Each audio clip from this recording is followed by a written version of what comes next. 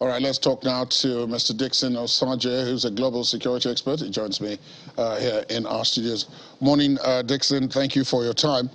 We listened, of course, earlier to Russian President Putin. And just before we came on air, you said that there was an almost immediate reply from President Zelensky saying that they also were part of the victors in 1945 and that this time they would also prevail. They will also win, yeah. I listened to the Russian speech this morning, and I think it's a self-pity speech and a motivational speech as well to the troops in the battlefield, because it takes the effort of a CEC to motivate his troops in the battlefield, because soldiers are dying every day in Ukraine on both sides. And secondly, he has promised the Ukrainian forces that whoever dies in line of action will be well taken care of. And it's very painful, said by Putin, that they are losing officers and men in the battlefield. And on the other hand, Zelensky released a video and stated very clearly that they also won in the World War II, which lasted over 2,000 days. And he has promised the Russian president that they will win again, and gave credence to his ancestors during the World War II. What is happening in Ukraine, like I earlier said, was a miscalculated war, because I think before you engage the enemy, you must carry out an effective cover analysis in the battlefield. Look at the criticality of the operation, look at the vulnerability, the accessibility, and also the recoverability. But I think the Russian troops or government did not carry out an effective cover analysis. If they had done that, I think they would have sustained victory in the early days of this war. But for now, I'm telling you, except they want this war to last till eternity, which will never. I think Russia is treading on the path of destruction. On the ground, there have been certain tactical changes. I mean, if we put aside the speeches, there have been certain tactical changes in the sense that on the side of the Russians, the initial idea was to go to Kyiv and overthrow the government. Oh, yeah.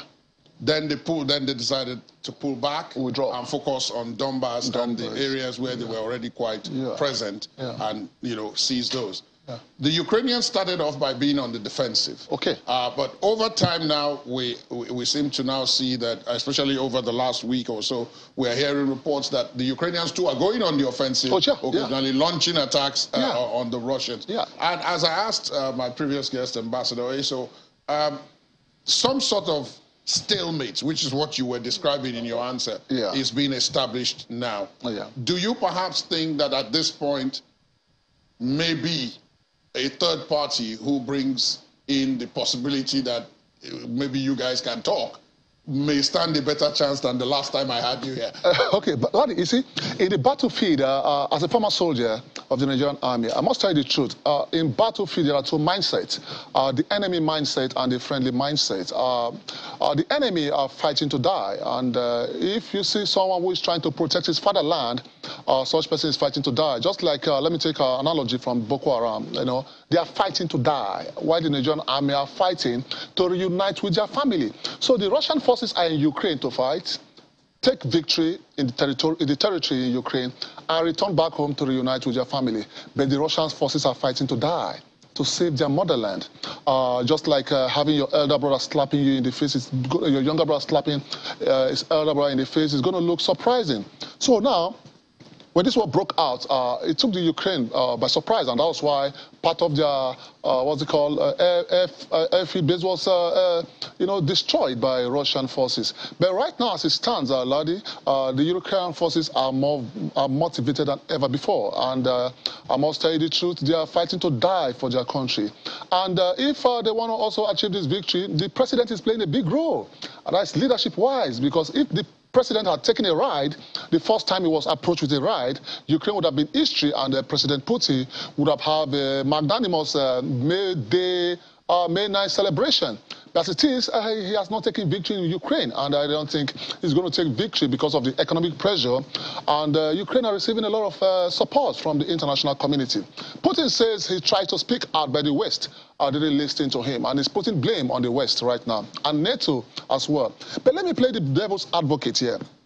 What's really led to this war? Let's look at the causative factors. If you look at the causative factors, you discover that Putin is trying to ensure he push out the threat that Ukraine is perceiving.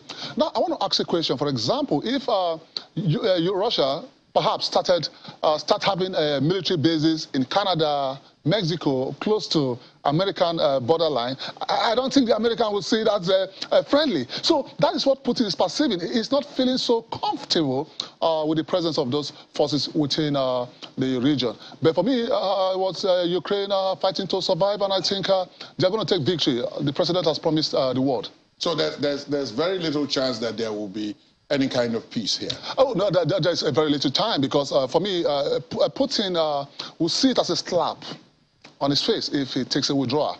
Now, in a battlefield, there are various phases of war in the battlefield. Withdrawal is not an offense, or it's not a crime.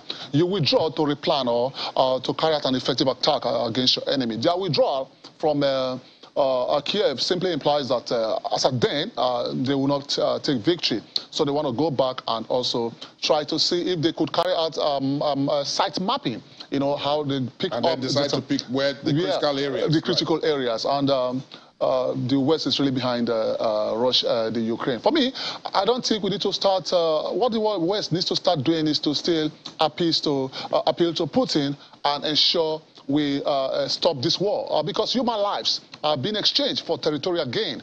And when you exchange human lives for territorial gain, security has been defeated. The world has been failed by our leaders. So I think the world should approach Putin in a diplomatic manner.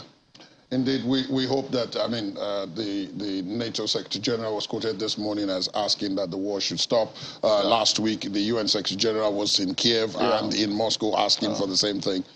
One hopes that at some point that will be heeded. Dixon Sage, thank you so much for your time. Thank you, Ladi. Thank you so much for joining us. Thank you for all you do.